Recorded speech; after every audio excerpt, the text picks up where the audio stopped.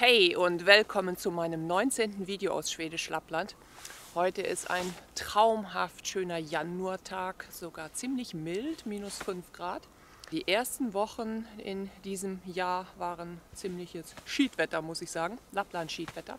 Also sehr viele Schneestürme, mild, dann mal wieder Plustemperaturen, dann mal wieder ganz viel Eis, wo man nur mit Spikes unter den Schuhen rausgehen konnte. Aber das gehört halt auch dazu.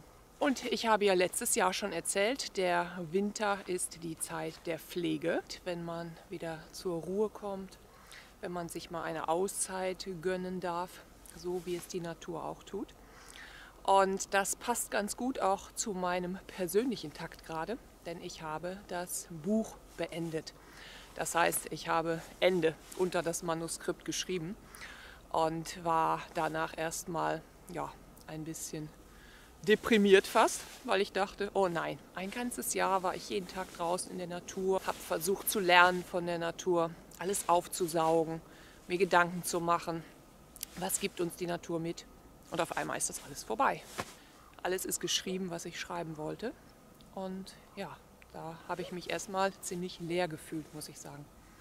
Bis ich dann mit meinem Freund gesprochen habe und er meinte, aber dein Buchprojekt ist doch noch lange nicht beendet, das fängt doch eigentlich erst richtig an. Denn natürlich, jetzt liegt es beim Verlag, es kommt noch sehr viel Überarbeitung sicher auf mich zu. Und dann soll das Buch ja auch veröffentlicht werden, wenn ich Glück habe, sogar schon am letzten Augusttag, müssen wir mal schauen. Im Moment sind wir noch in der Diskussion über den Titel mit dem Verlag. Und ja, das Buch soll sich ja auch verkaufen. Also da kommt noch sehr viel an Lesungen, an Präsentationen auf mich zu, was ich machen möchte. Mittlerweile habe ich mich auch daran gewöhnt, dass dadurch auch ganz viel Raum entstanden ist wieder für Neues, für neue Pläne, für die Weiterentwicklung dieses Buchprojekts. Wer weiß, vielleicht sogar mal eines Tages eine Übersetzung ins Schwedische. Das ist eins meiner nächsten Ziele. Und daran möchte ich arbeiten, indem unter anderem auch in Schweden Artikel in den Medien über mein Projekt erscheinen oder indem ich zum Beispiel mal wieder bei Kalix TV auftrete und erzähle nach einem Jahr, wie das so gelaufen ist und was meine weiteren Pläne hier in Lappland sind. Und wer weiß, vielleicht habe ich Glück und auch ein schwedischer Verlag hat mal Lust, das Buch zu übersetzen. Ich plane jetzt Mitte März erstmal für ein paar Monate nach Deutschland zurückzufahren.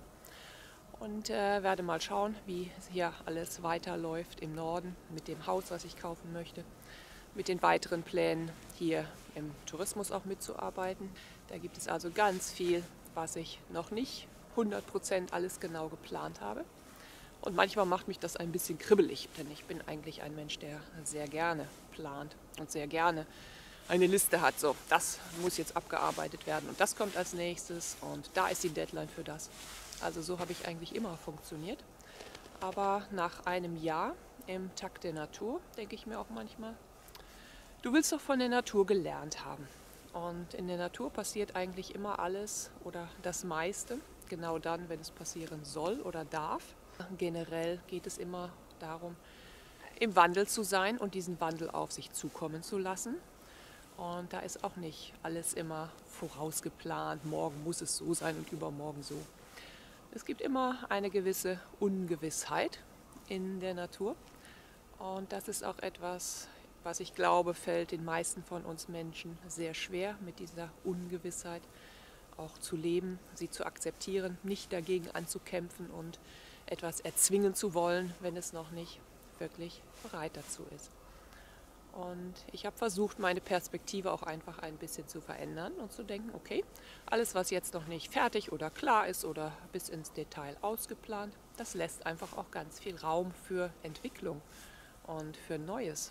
Und diese Offenheit, das ist etwas, das ich auch viel mehr genießen möchte, anstatt immer zu versuchen, diese gewisse Ungewissheit so schnell wie möglich aus der Welt zu schaffen, um meine konkreten, in Stein gemeißelten Pläne durchzusetzen.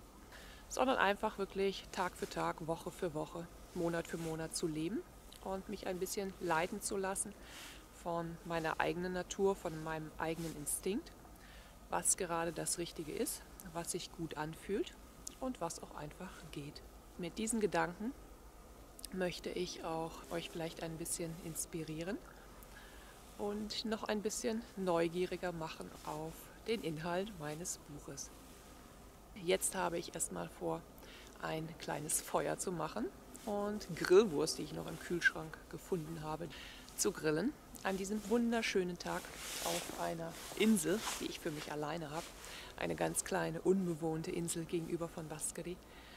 Und einfach diese Stille und diese Weite der Natur zu genießen.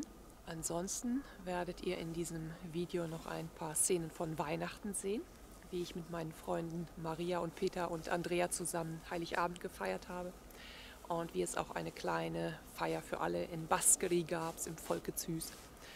Das ist das Gemeindehaus eigentlich vom Dorf. Ansonsten lasst euch einfach ein bisschen anstecken von dieser Ruhe, von der Zeit der Pflege, von Eis und Schnee, die wieder alles ein bisschen zur Ruhe kommen lassen. Viel Spaß mit diesem Video.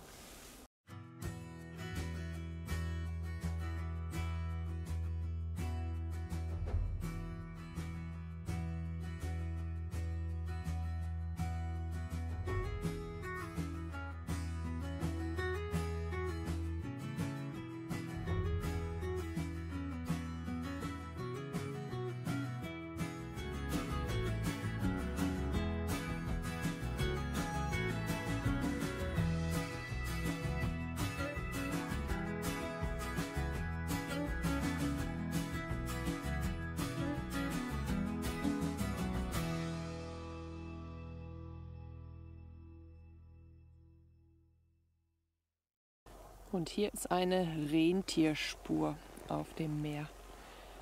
Hat also ein Rentier Inselhopping gemacht. Und Rentierkacke auf dem Meer. Auch eine Möglichkeit, hier in Vaskeri seinen Weihnachtsbaum zu entsorgen. Fährt man einfach mit dem Schneemobil kurz mal raus aufs Eis und stellt ihn irgendwo ab. Und dann im Frühling löst sich das Problem allein, wenn da das Eis schmilzt. Und der Baum wird wieder Teil des Meeres. So, jetzt ist Heiligabend und wir sind bei Maria und Peter eingeladen. Das wird heute ein richtig gemütlicher Heiligabend zu viert. Maria ist am Kochen. Hey Maria! Hey. Wir börjar med det kalla. Ja, mit kalten Sachen fängt man an. Andrea ist auch da. Und Peter hat sich den Fuß gebrochen und muss jetzt im Rollstuhl kommen. Aber Peter wollte unbedingt im nächsten Film dabei sein. Also, hier ist er. Ja, exakt. God jul Peter! God jul Annie, eller Bernie.